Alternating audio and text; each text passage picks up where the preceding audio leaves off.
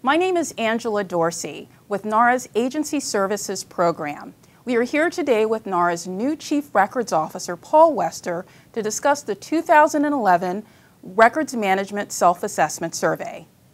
Welcome, Paul. Good morning, Angela. Paul, can you briefly describe the survey? Absolutely.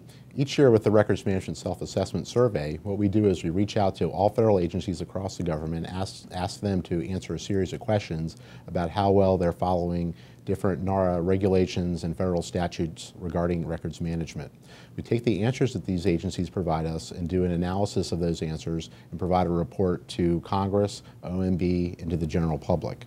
One of the things that we've discovered in doing the survey over the last several years is there are a number of issues with federal records management taking place across the government.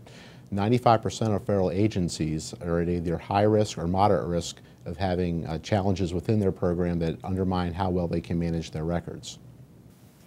Should agencies expect to see any differences between this year's survey and last year's survey? Yes, there'll be differences between last year and this year. Last year, our focus was on records management training as well as a series of core questions that we ask each year. This year, we'll be asking the same core questions of all agencies, but we'll also have two special area focuses. One will be on how well agencies audit and otherwise manage their records management program. And the second area of concentration will be how well agencies identify and transfer their permanent records to the National Archives for safekeeping.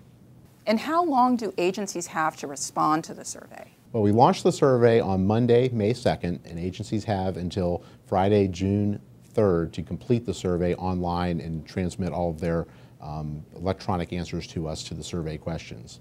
Agencies also have until June 17th to go back and work with us on making sure that the answers that they provided us by June 3rd were correct and complete in the way that they wanted them answered, and also to provide us documentation that we are asking from them to be able to validate the survey submissions that they provided to us by June 3rd.